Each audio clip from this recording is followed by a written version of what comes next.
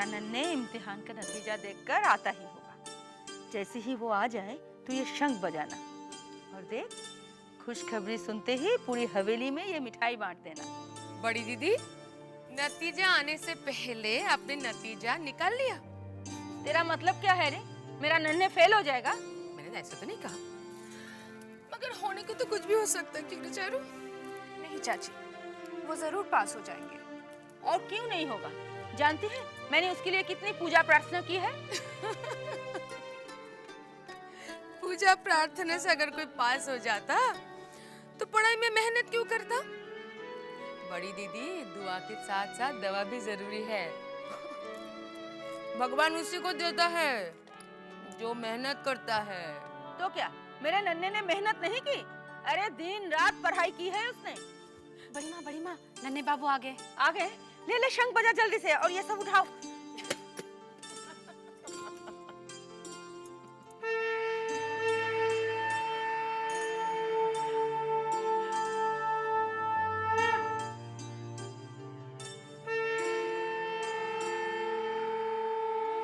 माँ, ये सब क्या है? बेटा ये सब तो तेरे पास होने की खुशी में है।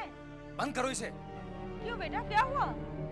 माँ, मैं पास नहीं, फेल हो गया हूँ। क्या?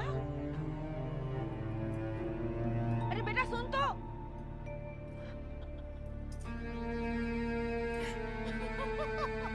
हाँ हंस ले। तुझे तो जले पे नमक छिड़कने में बड़ा मजा आता है ना? जले पे नमक तो आप खुद ही छिड़कवाती हो। और हाँ, फेंकेगा नहीं, गरीबों को बांट दीजिए। पास की ना सही, फेल की सही। विमला, जल्दी से ये सब हटा यहाँ से। अरे आप ये हार अपने लिए बनवाया है? अब बनवाया तो अपने लिए था, मगर नन्हे की पास होने की खुशी में बाहर जो शंख वगैरह बज रहे हैं, तो हमने सोचा कि उसे ही ये उपहार देते। बस क्यों रही? तो ये हार आप खुद ही पहन लीजिए। मतलब आपका नन्हे फेल हो गया है। बाहर शंख वगैरह? बड़ी दीदी को विश्वास था कि उनका बेटा जरूर पास होएगा, मगर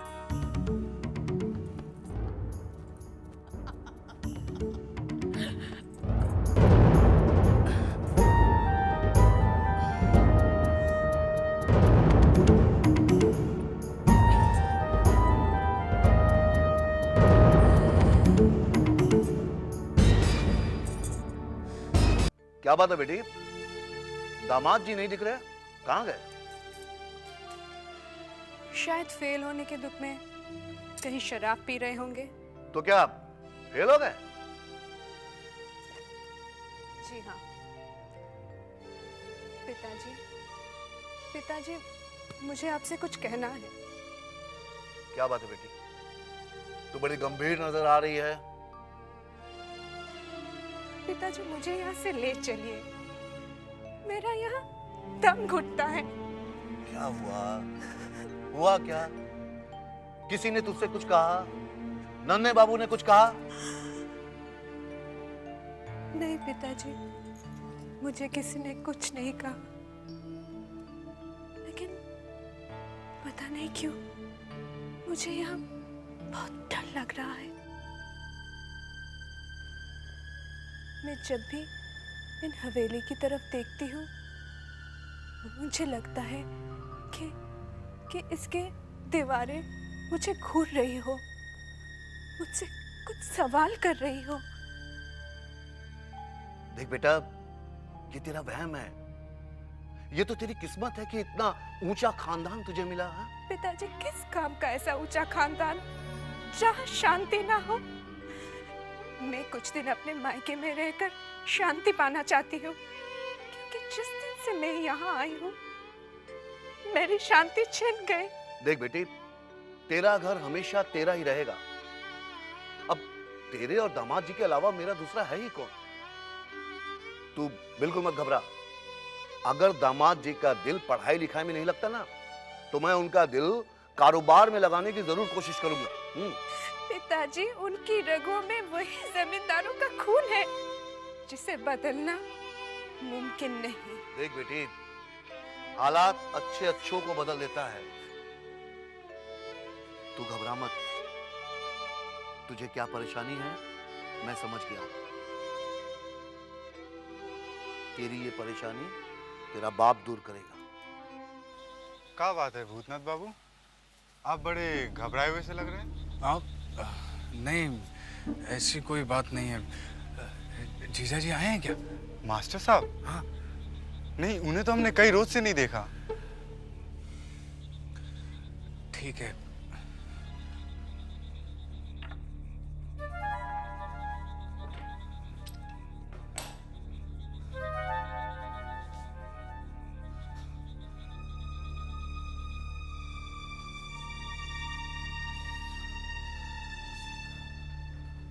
साले साहब आप आ गए। अरे बंसी, अच्छा हो गया तू आ गया। आज पता है गोरों ने जीजाजी पर गोलियां चलाई। हे भगवान, फिर क्या हुआ?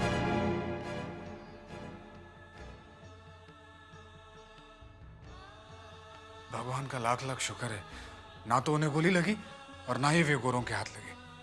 साले साहब आप देखना, अपने मास्टर जी की जो कोशिश है ना, ये बेकार नहीं जाएगी। एक ना एक दिन ये गोरों को अपना देश छोड़कर भागना पड़ेगा। हाँ बंसी, ऐसा ही होगा, ऐसा ही होगा, देखना। लेकिन आज का दिन बहुत बुरा गया बंसी। क्या हुआ? आज गिरी मिली थी, बेचारी एकदम पागल नजर आ रही थी। बहुत बुरा हुआ बेचारी के साथ। वैसे भी हवेली में न्याय किसके साथ हुआ है?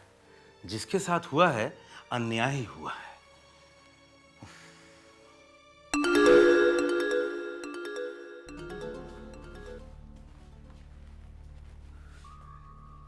ये चोर की तरह दबे पांव कौन जा रहा है? साले साहब, ये जो उन हवेली में साहब लोग हैं ना, इनका कौनो काम रुकता नहीं है, सब काम चलता रहता है। यह है अपनी बड़ी माँ की दासी लक्ष्मी, अपने नन्हे बाबू के अय्यासी का सामान है।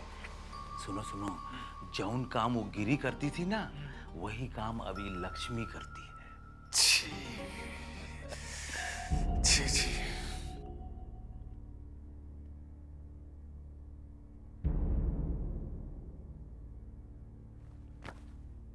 कहाँ थी तू अब तक? बड़ी माँ को सुला रही थी, इसलिए देर हो गई। बड़ी माँ की बड़ी फिक्र है तुझे, हाँ? और मुझे कौन सुलाएगा? थोड़ा तो बर्दाश्त कीजिए। अब हमसे बर्दाश्त नहीं होता।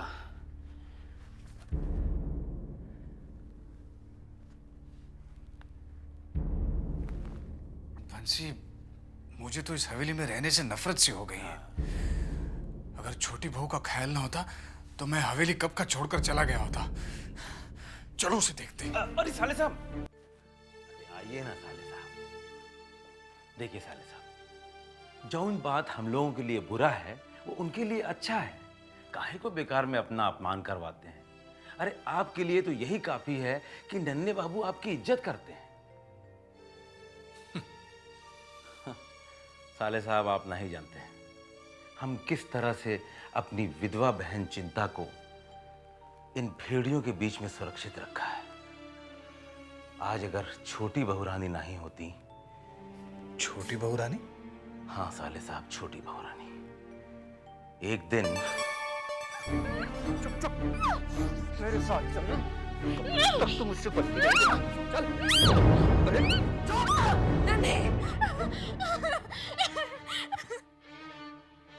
छोटी बहू रानी, तू जा अपने कमरे में चल। जा जा।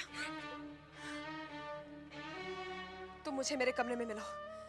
चाची, वो मैंने कहा ना, मुझे कमरे में मिलो।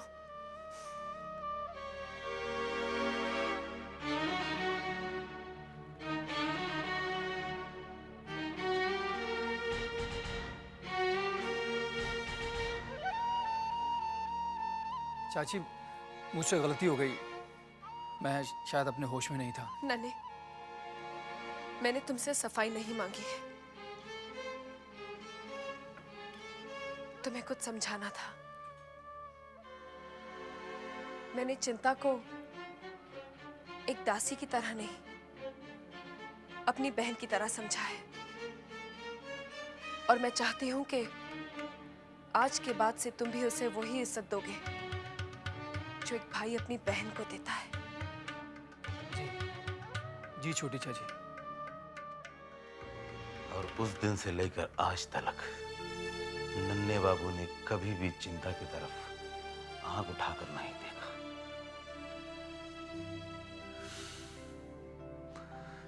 छोटी बहू किसी देवी से कम नहीं है। हाँ, छोटी बहू कौनो देवी से कम नहीं।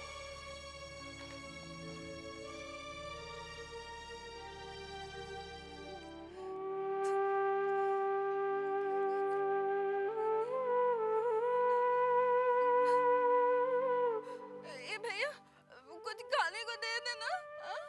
भैया, ए भैया, भैया, कुछ तो दे के जाओ कोई, मुझे बहुत भूख लगी है भैया। ए भैया, कुछ खाने को दे के जाओ भैया, बहुत भूख लगी है। कोई खाना नहीं दे रहा मेरे को। गिरी, ये क्या हालत बनाकर रखी है? वृंदावन भैया, हाँ हाँ। मुझे कोई खाना नहीं दे रहा, बहुत भूख लगी। सबसे मैंने मांग लिया चल। भैया। चल मेरे साथ चल। वो हवेली के लोगों ने मुझे निकाल दिया। ठीक है, मेरे साथ चल। कहाँ जाऊंगी? अब मुझे हवेली ले नहीं, जाओगे? नहीं, नहीं, मेरे साथ चल। ले जाओगे, हवेली चल ले चल जाओगे? गिरी, चल मेरे साथ चल। कहाँ? आजा, चल। हवेली नहीं लेके नहीं, जाना। नहीं, नहीं, हाँ। खाना दोगे ना? हाँ, हाँ। दोगे ना? हाँ, चल। बहुत भूख लगी। हाँ, चल। किसी ने मुझे खाना नहीं चल। दिया। मुझे खाना दोगे ना? हाँ? हवेली नहीं लेके जाओगे ना?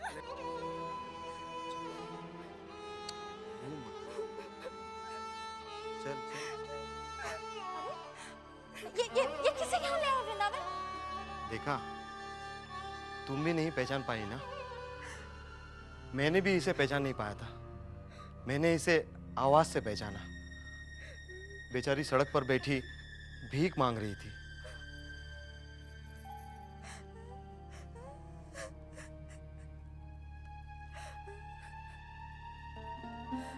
गिरी, ये तो गिरी है। मुझे बहुत भूख लगी है, थोड़ा खाने को दे दो। वृंदावन जा, इसके लिए खाने के लिए लिया। आजा, बैठ बैठ। आ।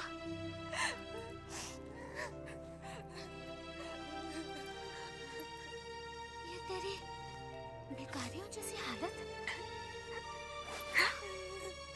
रो मत, रो मत, सब कुछ ठीक हो जाएगा। मुझे तेरे बारे में पता तो चला, लेकिन किसी को ये पता नहीं कि तू हवेली से अचानक कहाँ गायब हो गई। मुझे बैचले बाबू ने कैद खाने में डाल दिया था। क्या? क्या कह रही है तू? साफ साफ बता, क्या हुआ था? एक दिन मुझे नन्हे बाबू झूठ मूठ बोला ये कि नन्हे बाबू ने मुझे बुलाया है और जब मैं गए मुझे जेल में डाल दिया और मुझे वहाँ बहुत मारा। अगर गरीब बाबू नहीं होते ना तो मैं उसी कैद खाने में सड़ रही होती। उन्होंने मुझे बचाया है। अरे तो वहाँ से भागने के बाद मेरे पास पहले क्यों नहीं चली आई?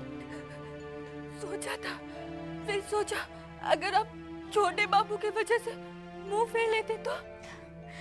बिल्कुल पागल है तू गिरी। अब देख, ऐसा सोचकर क्या हाल बना लिया तूने अपना। अब मेरे साथ ना बहुत बुरा हुआ। वो नन्हे बाबू ने मुझे जी मार के लूटा। मछली बाबू ने मुझे बेकार बना दिया। देख लेना, मेरी हार उस हवेली को जरूर लगेगी। नहीं नहीं गिरी, ऐसा मत कह। उस हवेली में छोटे बाबू भी रहते हैं। देख, तू घबरा मत, मैं हूं ना।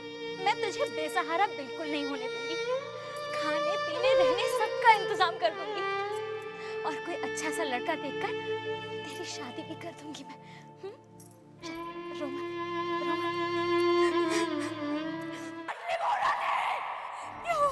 सिंधु, पता नहीं अचानक बेहोश होके गिर पड़ी है।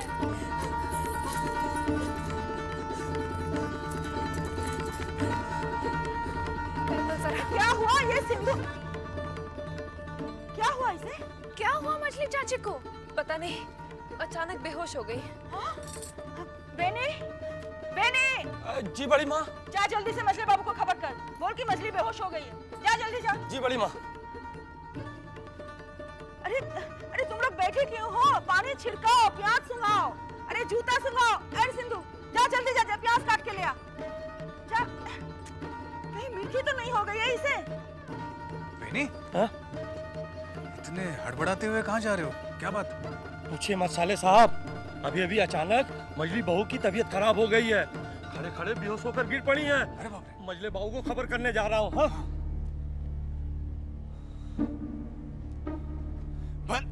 बंसी, बंसी, ये मंजली बहू को क्या हुआ? हाँ, उनकी तबीयत तो कल से बिगड़ी हुई है बहुत, आज कुछ ज्यादा खराब हो गई है। और ये मंजली बाबू कहाँ गए? मजले बाबू कहाँ? अपनी हंसिनी के पास। हंसिनी? हाँ, मजले बाबू की रखेल। छोटी मालकिन, मछली मालकिन को होश क्यों नहीं आ रहा है? तू घबरा मत, वैद्य जी आते ही होंगे। जा इनके लिए थोड़ा पानी ले आ।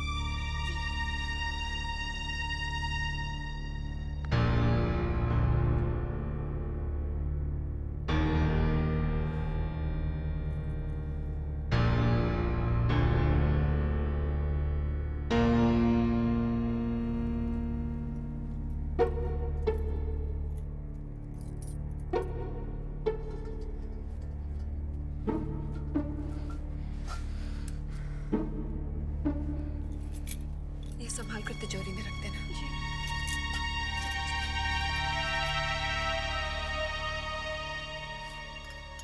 बेनी भी अब तक मजली बाबू को लेके नहीं आया। तू चिंतित क्यों होती है? देखना, मेरी यशोदा दुलाल की कृपा से सब कुछ ठीक हो जाएगा। छोटी बहू रानी, अब जाके थोड़ा आराम कर लीजिए, मैं यहाँ पे हूँ ना। नहीं सिंधु, जब तक मछली दीदी को होश नहीं आ जाता, मैं उनके पास ही रहना चाहती हूँ। ये ले।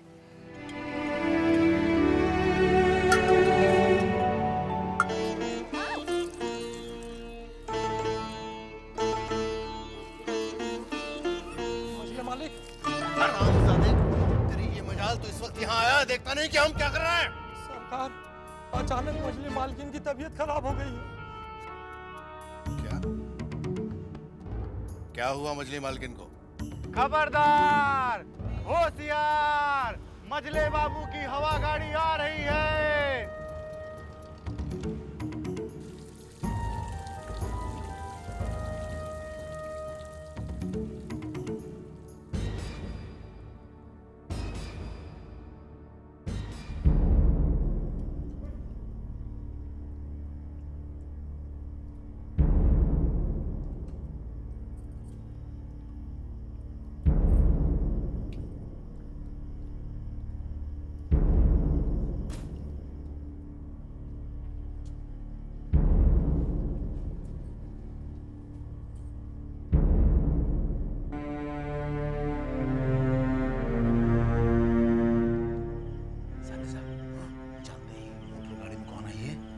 सोच रहा था, कौन है ये? ये है मजले बाबू की रखेल हंसिनी। लेकिन वो यहाँ क्यों आई है? शायद मजली मालकिन का तबीयत का सुनकर आई है, लेकिन साले साहब मैं पता करता हूँ क्यों आई है यहाँ पे।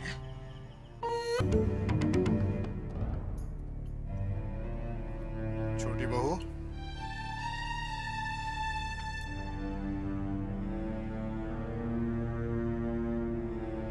अब कैसी तबीयत है?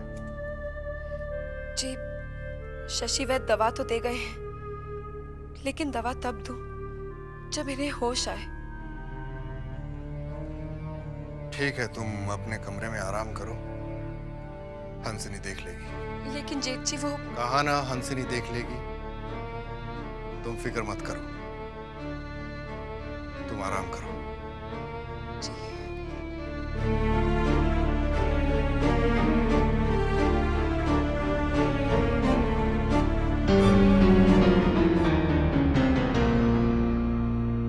बड़ी माँ, क्या हुआ री? पता है मजले बाबू हंसिनी को हवेली में लेकर आए हैं। क्या? हे भगवान, ये मजले को क्या हो गया? कहीं फिर से ना अनर्थ हो जाए। हंसनी, संभालो इसे। आप बिल्कुल चिंता मत कीजिए, अब मैं आ गई हूँ ना, दीदी ठीक हो जाएंगी।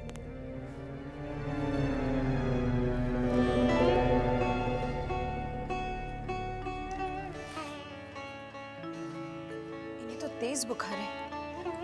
सुनो, जल्दी से बर्फ लेके आओ, मैं पट्टी कर देती हूँ।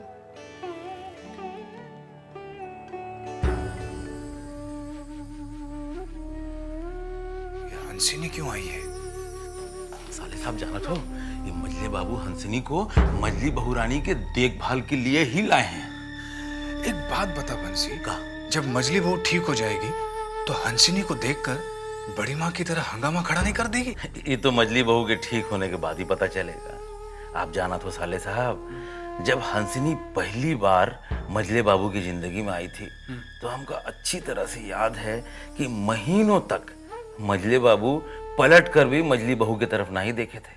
क्या वो कहीं बाहर से आई थी? हाँ, बनारस से कलकत्ता आई थी एक महफिल में मुजरा करने अपनी माँ के साथ। मजले बाबू भी वो महफिल में गए थे। मजले बाबू ने मुजरा देखा और हो गए लट्टू। फिर क्या है, जैसे मुजरा खत्म हुआ सुना है कि मजले बाबू खड़े हुए और मांग लिया हसीनी को उसके माँ से।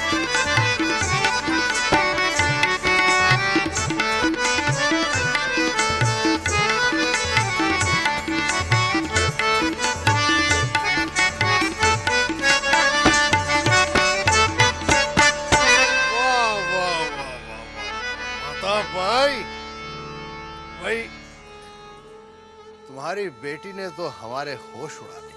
क्या बात है? ये तो हुजूर की मेहरबानी है, वरना मेरी बेटी किस लायक।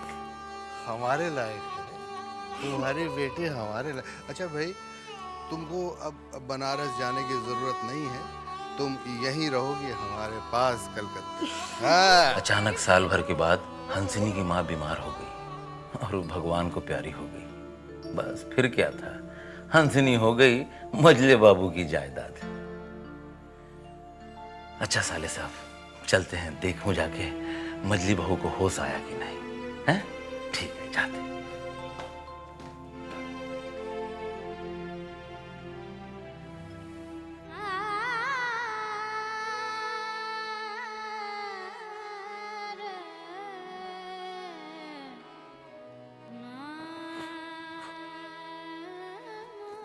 अरे वृंदावन तू अभी तक यहीं पे है? गिरी को छोड़ने नहीं गया? अरे छोटे बाबू आते होंगे, अगर उन्होंने गिरी को देख लिया तो मुसीबत खड़ी हो जाएगी। जा जल्दी जा। और गिरी कहाँ है? वो सीढ़ी पर बैठी है। गिरी, गिरी,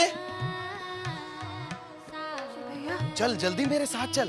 तेरे लिए जो कपड़े वगैरह खरीद कर लाए हो ना, उसे गठरी में बांध दे, छोटे बाबू आने वाले हैं।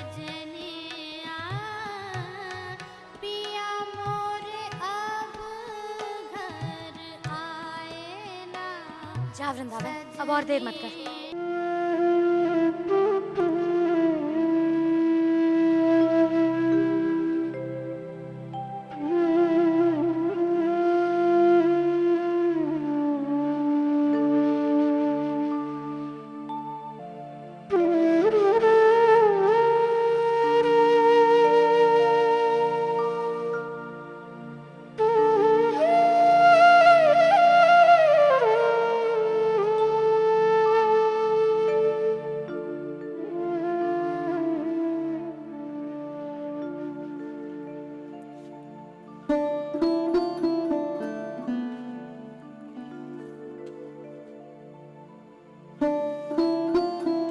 समझ में नहीं आ रहा हमारी मछली को होश क्यों नहीं आता।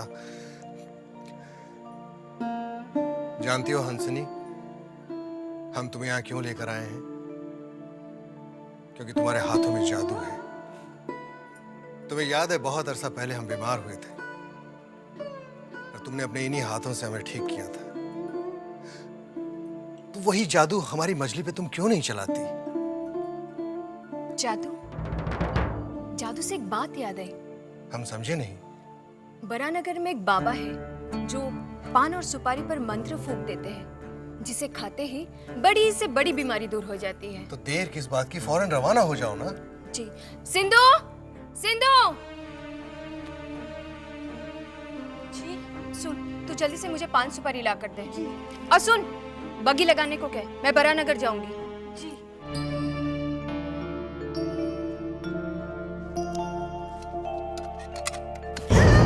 राम राम राम राम राम राम राम राम। माफ करना बड़ी माँ। अरे क्या माफ करना, अब तो मुझे 64 बार नहाना पड़ेगा। और तुझे क्या यही समय मिला था अंधों की तरह यहाँ से जाने का? विमला, विमला, जी बड़ी माँ। चल जल्दी से नहाने का पानी लगा। चलिए बड़ी माँ। न जाने कहाँ से सब आ जाते हैं।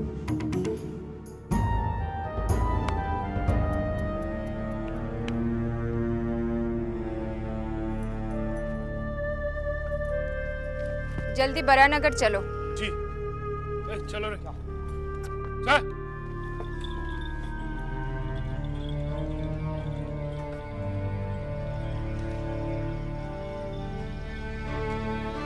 मछली बहू ठीक हो गई क्या? नहीं, अभी कहाँ ठीक हुई है? फिर ये हंसिनी क्यों चली गई? पता नहीं कहाँ चली गई।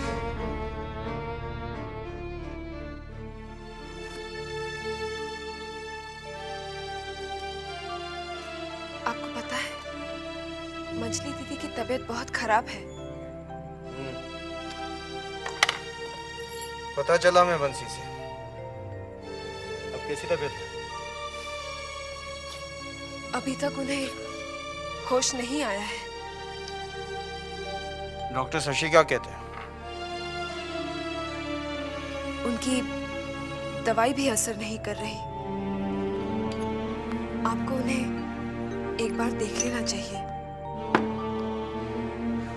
हमारे जाने से उनकी तबीयत थोड़ी ठीक होने वाली है। फिर भी आपका फर्ज बनता है, उन्हें एक बार देख लीजिए।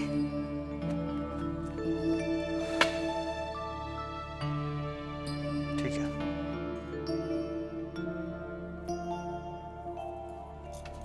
अब तक होश आया कि नहीं? जी नहीं, अभी तक होश नहीं आया है। भाई ऐसा क्या हो गया जब तक होश नहीं आया? पता नहीं, अच्छी भली थी, अचानक गिर पड़ी। हमें मंजले चाचा से बात करनी पड़ेगी। देखिए, अगर डॉक्टर शशि की समझ में कुछ नहीं आ रहा है तो फिर हमें किसी और डॉक्टर को दिखाना चाहिए। मंजले भैया कहाँ हैं? बाबा, मैं आपके कहने के अनुसार 5 सुपारी लाई हूँ। बस अब इतना कर लीजिए कि मेरा पति मुझे प्यार करने लगे।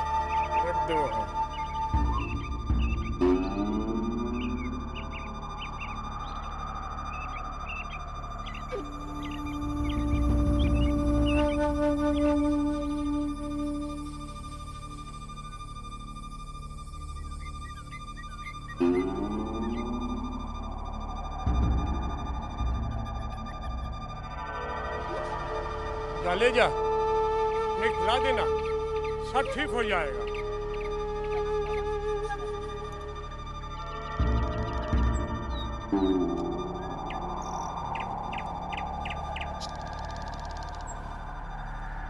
बाबा, मैं कल रात से यहाँ बैठी हूँ। मुझे सब मालूम है, तेरे घर में कोई बीमार है। आप तो अंतर्यामी हैं। मेरी दीदी बहुत बीमार है। घबरा नहीं, सब ठीक हो जाएगा। 5 सुपारी लाई है? लीजिए।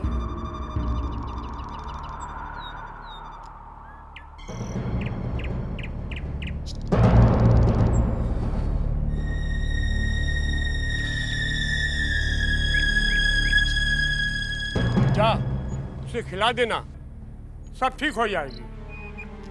धन्यवाद बाबा। बाबा, आपकी दक्षिणा? मैं दक्षिणा नहीं लेता। जिस दिन मैं दक्षिणा लूंगा, मेरा सब कुछ खत्म हो जाएगा। बंसी भैया, मुझे लगता है वो वारानगर कुछ जादू टोना करवाने गई है। हो सकता है। मजली मालकिन को मारकर खुद मालकिन बनने का सपना देख रही है वो। तुम लोग गलत समझ रहे हो, हंसनी वैसी नहीं है।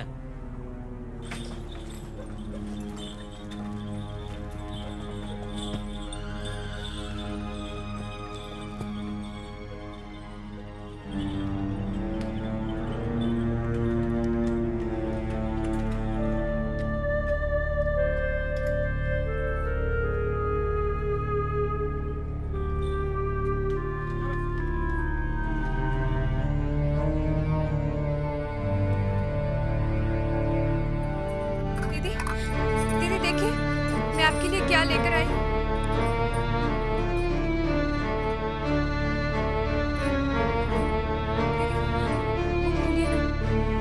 मुंह खोलिए,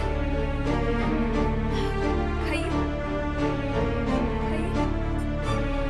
आप कुछ ही पलों में बिल्कुल ठीक हो जाएंगे।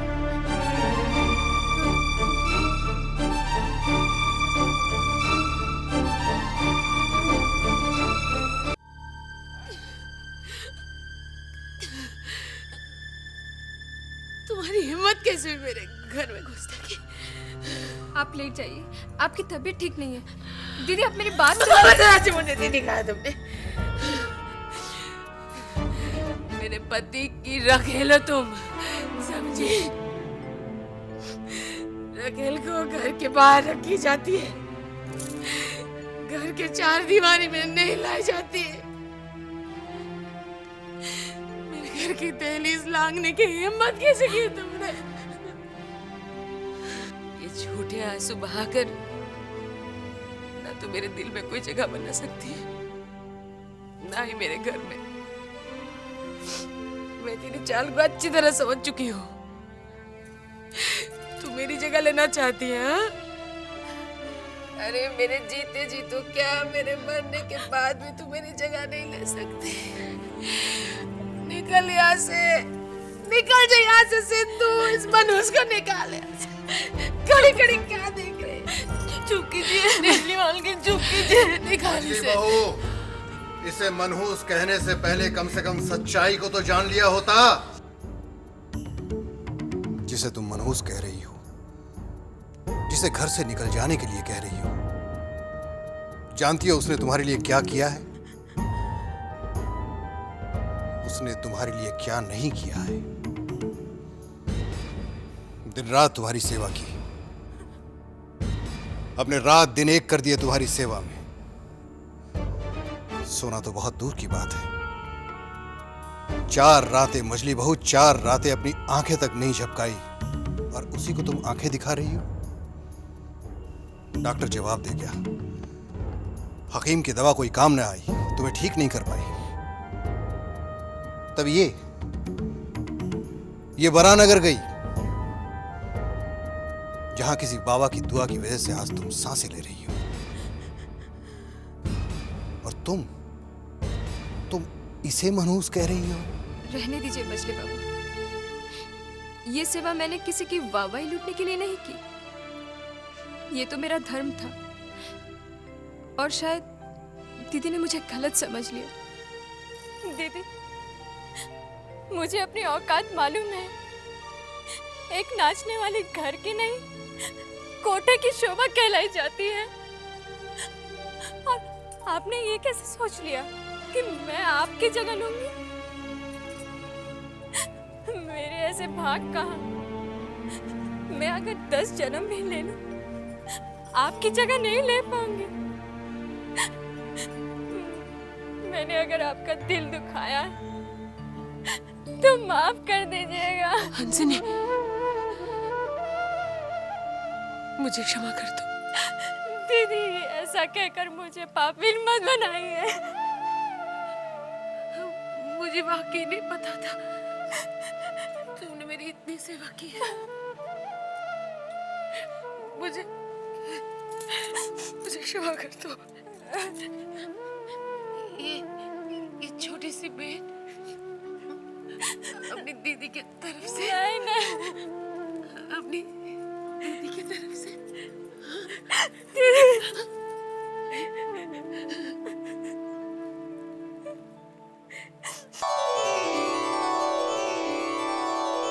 छोटी बहू रानी, मजली बहू रानी एकदम से ठीक हो गई। यशोदा दुलार, तेरा लाख लाख शुक्र है। लेकिन छोटी बहू रानी, मजली बहू रानी पर किसी दवा का असर नहीं हुआ है। उन पर असर हुआ है तो एक बहुत ही पहुंचे हुए बाबा के मंत्रों का। क्या मतलब? छोटी बहू रानी, मैंने सुना है कि हंसनी वाराणगर गई थी। वहां पर उसे एक पहुंचे हुए बाबा मिले। उन्होंने उसे 5 सुपारी में मंत्र फूंक के दिए, और जैसे ही वो 5 सुपारी मछली बहू रानी को खिलाया गया तो वो एकदम से ठीक हो गई। मुझे यकीन नहीं होता कि एक बाबा के मंत्रों में इतनी शक्ति हो सकती है? छोटी बहू रानी, आपको कुछ नहीं मालूम। मंत्रों में बहुत शक्ति होती है। तू ठीक कहती है। तू जानती है ये बाबा कौन है? ये तो मुझे नहीं मालूम। चिंता जी, मेरे लिए इन बाबा का पता करना बहुत जरूरी है।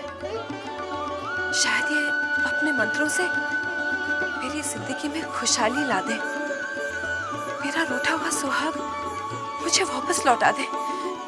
तू जाकर इनका पता कर। छोटी बहू रानी, आप बिल्कुल फिक्र मत कीजिए, मैं कुछ भी करके उनका पता लगा लूंगी। लेकिन आप जाएंगे किसके साथ? हाँ, वो मैं कैसे भी चली जाऊंगी, किसी के साथ भी। जरूरत पड़ी तो अकेले ही चली जाऊंगी।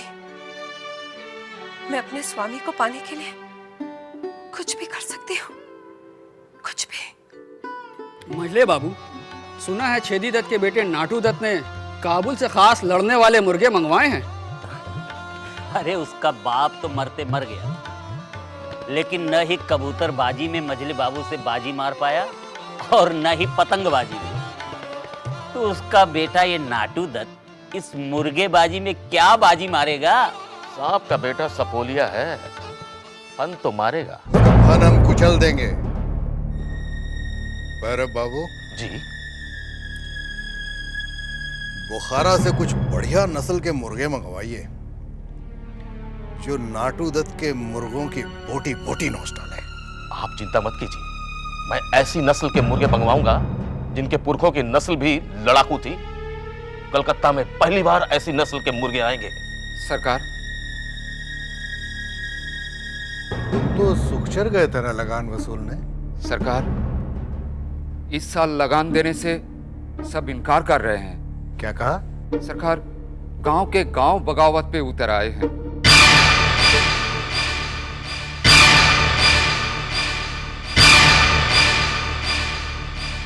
उन लोगों की इतनी हिम्मत? वो लोग ये कह रहे हैं सरकार कि इस साल उनकी फसल अच्छी नहीं हुई। वो लोग ये भी कह रहे हैं कि अगर हम जमींदार को लगान दे दे तो हमारे बच्चे भूखे मर जाएंगे। हमने किसी के जीने मरने का ठेका नहीं दे रखा है। हम हरगिज ऐसा नहीं करेंगे। फौरन हमारे सुखचर जाने का बंदोबस्त किया जाए।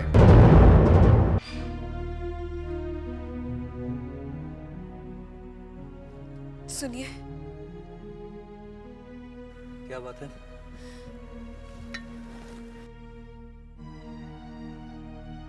वो मुझे अभी पता चला है कि सुखचर के लोगों के लगान न देने की वजह से मजले बाबू गुस्से में सुखचर जा रहे हैं। तो इसमें गलती क्या है? गलत वो नहीं, गलत हो सकता है। मुझे डर है, सुखचर के कई गांव में मेरे रिश्तेदार रहते हैं। ऐसा न हो गुस्से में आकर मंजले बाबू गांव चला दे। वहां मेरे रिश्तेदारों का सब कुछ भस्म हो जाएगा। वो तुम्हारे रिश्तेदार थे, है नहीं। अब तुम जमींदार घराने की बहू हो। लेकिन इसका मतलब ये तो नहीं कि अपने सगे संबंधियों से नाता तोड़ दिया जाए। तो तुम चाहती क्या हो? उन्हें समझाइए। हम तो समझते थे कि तुमने उनसे नाता तोड़ दिया है। अगर तुम्हारे दिल में कोई भी हमदर्दी है तो उसे निकाल दो। वो हमारी प्रजा है और हम राजा। क्या आप एक बार मजले बाबू से कह नहीं सकते? छोटी बहू, आज तक हमने कभी मजले बाबू के किसी भी काम में दखल ना दी है ना देंगे। जो भी करते हैं सही करते हैं, समझी तुम? क्या हुआ, सब तैयार हो गया? हाँ, सब सामान बग्गी में रख दिया। चलो हम अभी निकल जाते हैं। मजले बाबू तो हवा गाड़ी में फुट से उड़कर पहुंच जाएंगे। उनके हुक्म के मुताबिक सुखचर पहुंचकर सारे लठेलों को तैयार रहने का हुक्म देना है। चल रहे इब्राहिम, बग्घी निकाल। पहले मजले बाबू से आज्ञा तो ले ले। उनके हुक्म सुनकर ही तुझे हुक्म सुना रहा हूँ। चलो भाई चलो, जल्दी करो। चलो चलो, मजले बाबू के पहुंचने से पहले पहले सारा प्रबंध करना है। क्या मालूम कौन सी आफत आने वाली है। आफत तो साथ ही में जा रही है। क्या बोला तू? कुछ नहीं, मैं सुखचर की आफत की बात कर रहा था। नहीं, तो मुझे आफत बोल रहा था। अरे मधु बाबू, यहीं बातों में उलझे रहेंगे तो मजले बाबू आ जाएंगे। चलिए जल्दी। हाँ हाँ, चलो चलो। चल रहे इब्राहिम, बग्घी को हवा गाड़ी बना दे। ये बग्घी है, इसे कितना भी भगा लूं, ये हवा गाड़ी थोड़े ना बन जाएगी। हाँ हाँ, ठीक है ठीक है। अभी चल तू। ये चल रहे।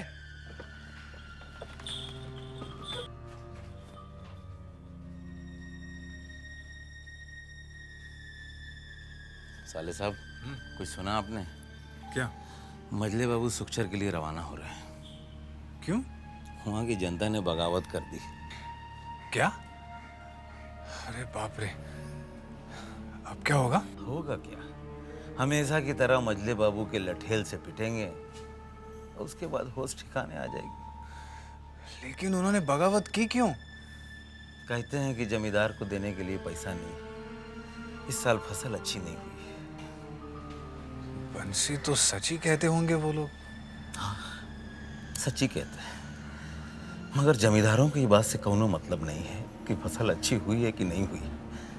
उनको तो बस अपना पैसा चाहिए, और अगर पैसा नहीं होगा तो उड़ाने के लिए पैसा कहाँ से आएगा। अच्छा चलते हैं, छोटे बाबू को उठने का समय हो गया है। तो क्या छोटे बाबू नहीं जा रहे हैं? अरे छोटे बाबू इस सब में थोड़ी ना जाते हैं, ये सब काम तो मजले बाबू ही देखते हैं। छोटे बाबू को तो खाली पैसा चाहिए, कहाँ से आता है कैसे आता है उससे उनको कौनो मतलब नहीं।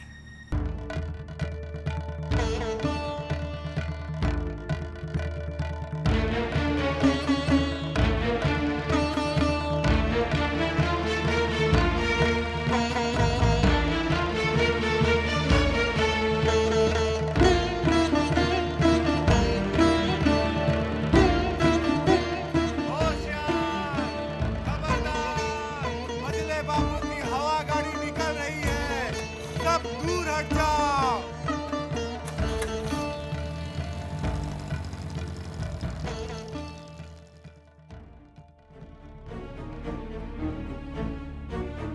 क्या बात है छोटी बहू रानी, सुबह से देख रही हूँ आप काफी परेशान हैं। तो ठीक कहती है चंदा, जब से मजले बाबू सुखचर गए हैं मेरी तो जान ही निकली जा रही है। भला क्यों? वहां मेरे रिश्तेदार हैं, और अगर मजले बाबू ने उनके साथ कोई अन्याय कर दिया तो कहाँ जाएंगे बेचारे? नहीं नहीं छोटी बहू रानी, भगवान पर भरोसा रखिए, वो जो कुछ भी करेंगे अच्छा ही करेंगे। हाँ, अब तो यशोदा दुलाल पर ही निर्भर है सब कुछ। छोटी बहू रानी, नई दुल्हन और मजली मालकिन आपको बुला रही है। मुझे? जी हाँ।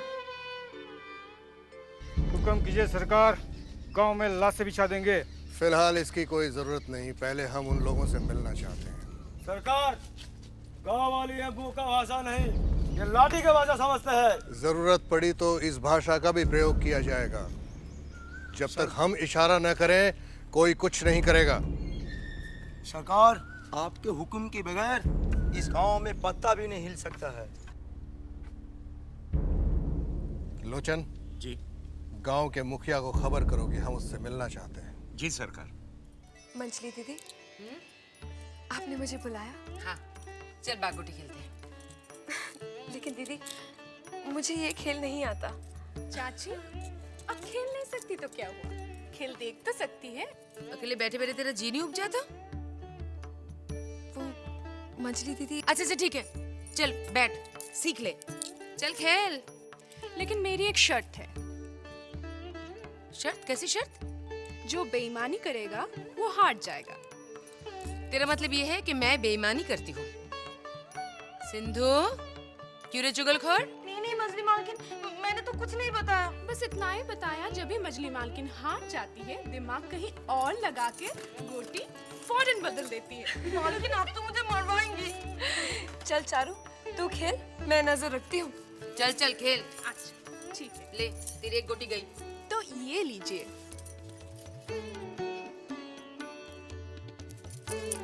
गई एक गोटी। अब क्या करेंगे?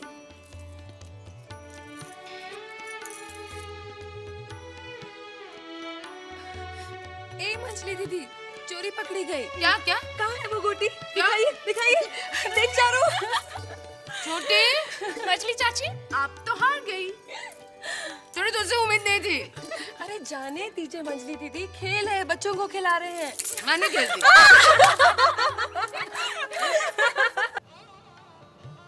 भूल हो गई भैरव बाबू। कैसी भूल मजले बाबू? हंसनी को यहाँ ले आते तो जश्न का मजा दूना हो जाता। मोटर गाड़ी से मंगवा लेते हैं। अरे कलकत्ता शहर नहीं है भैरव बाबू कि अभी बुलाए और झट से आ गया। ठीक कहा आपने। जब उसके आने का समय होगा तब हमारे जाने का समय। सरकार, गांव वाले सब आपसे मिलने आ गए। सीधे खड़े हो जाओ। क्या ये सच है कि तुम लोगों ने लगान देने से इनकार कर दिया है? मना तो नहीं किया है हुजूर, सिर्फ प्रार्थना की है। इस साल लगान माफ कर दीजिए क्योंकि फसल बिल्कुल अच्छी नहीं हुई है। लगान माफ नहीं होगा। तो क्या सरकार, हम अपने बाल बच्चों को अनाज के जगह पत्थर खिलाएंगे क्या? हरामजादे, तेरी ये मजाल हमसे जबान लड़ाता है। मार के तेरी चमड़ी उधेड़ दूंगा मैं।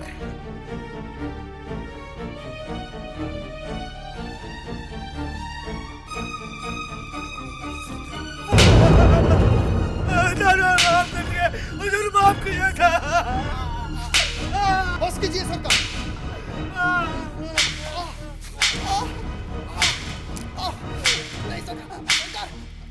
माफ कर दीजिए सरकार, माफ कर दीजिए।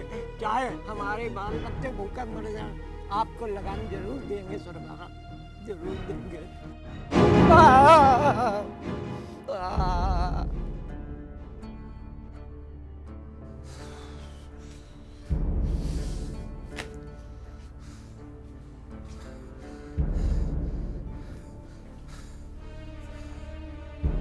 सरकार, मैं इसे पहचान गया।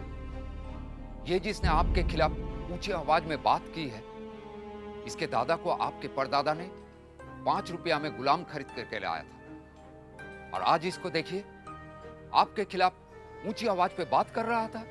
आइंदा अगर कभी इसने आवाज उठाई तो इसकी जबान काट लेंगे। ले जाओ इसे यहां से। मधु। जी सरकार। इसको हमने कोड़े से इतना पीटा है कि ये कई महीनों तक काम नहीं कर पाएगा। इसके बाल बच्चे भूखे मर सकते हैं, इसलिए इसके 2 साल का लगान माफ कर दो। नमस्ते छोटी बहू। अरे भूतनाथ, आओ आओ ना, बैठो।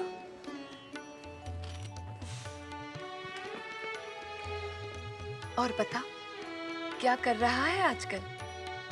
कुछ नहीं छोटी बहू, नौकरी के लिए परेशान हूँ।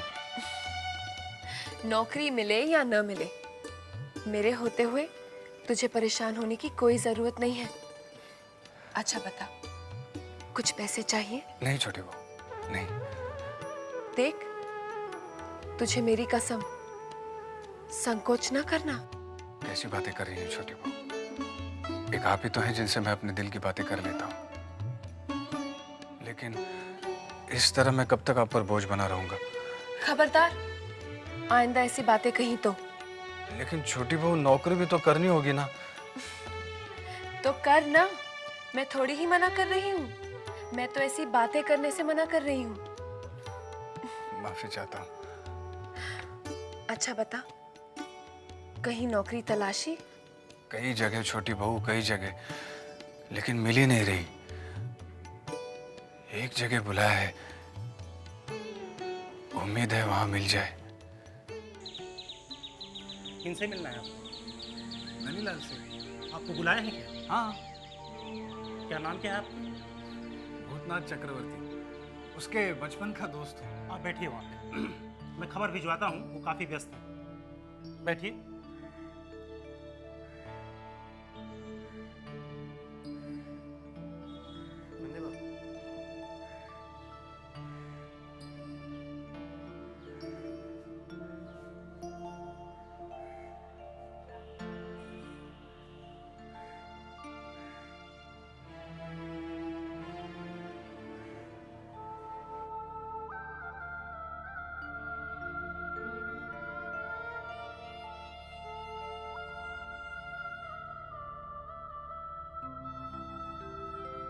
जाइए, आपको बुलाया।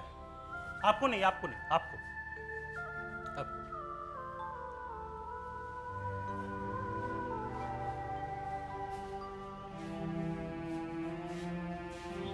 मुझे नहीं बुलाया? जी नहीं, आपको उन्होंने जाने के लिए कहा है। नन्नी ने ऐसा कहा? तमीज से बात कीजिए। आप नहीं जानते, वो मेरे सहपाठी हैं। वो जो भी हो, हम अपने मालिक के प्रति अपमानजनक बात नहीं सुन सकते। उन्होंने क्या कहा? यही कि फिलहाल तो आप जाइए, फिर कभी आइए। ठीक है, अभी आप जाइए।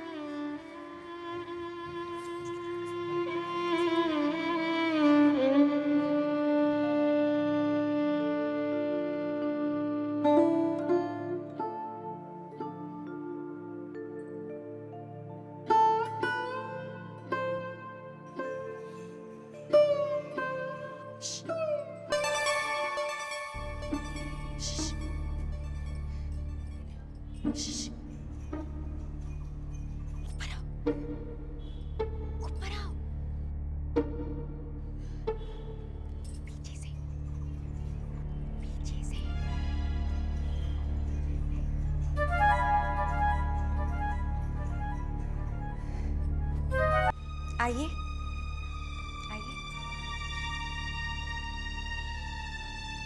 आपने मुझे पीछे के रास्ते से यहाँ क्यों बुलाया? क्योंकि यही एक वो जगह है जहाँ मैं आपसे अपने मन की बातें कह सकती हूँ। आप बैठिए ना, बैठिए। हाँ। तो बताइए, आपको क्या कह के पुकारूं? भूतनाथ बाबू या भूतनाथ भैया? भैया। क्या हुआ? नहीं, कुछ नहीं। बताइए, आप कैसी हैं? बस जी रही हूँ। आप ऐसा क्यों कह रही हैं? लोग कहते हैं कि किसी से अपना दुख बांट के मन हल्का हो जाता है,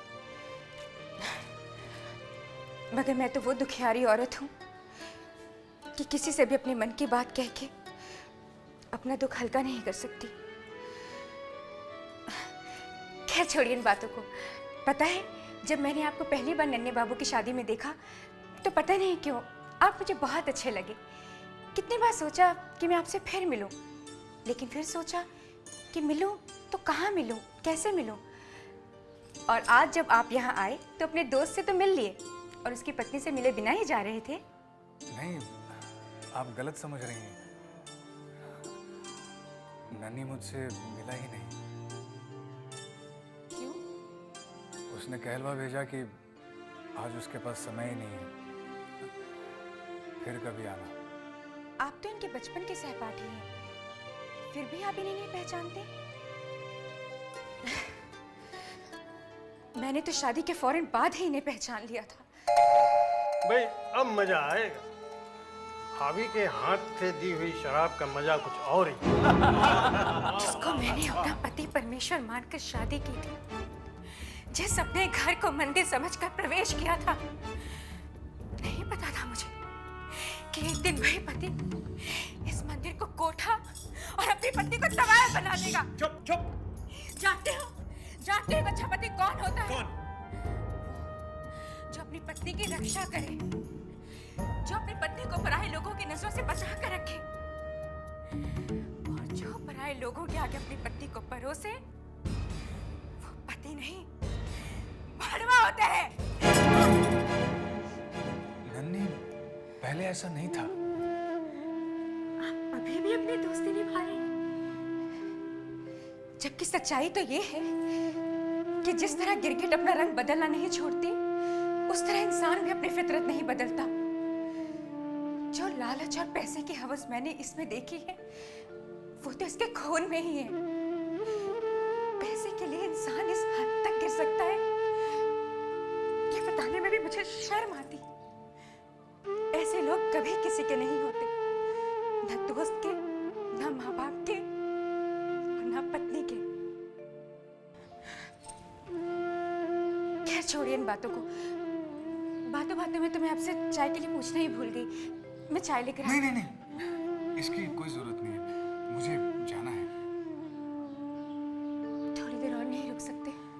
नहीं, माफी चाहता हूँ, थोड़ा काम है।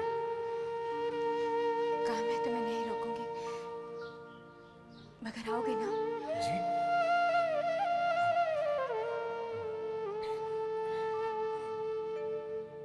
जी, आऊंगा। पीछे के दरवाजे से जाना। पीछे के? हाँ, पीछे के दरवाजे से।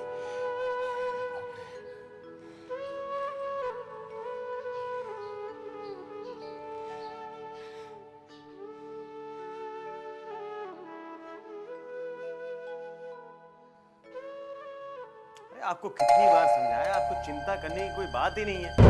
जब हम हैं ना यहाँ पर, आपको समझा देंगे। आप जाइए जाइए आराम से हो जाए।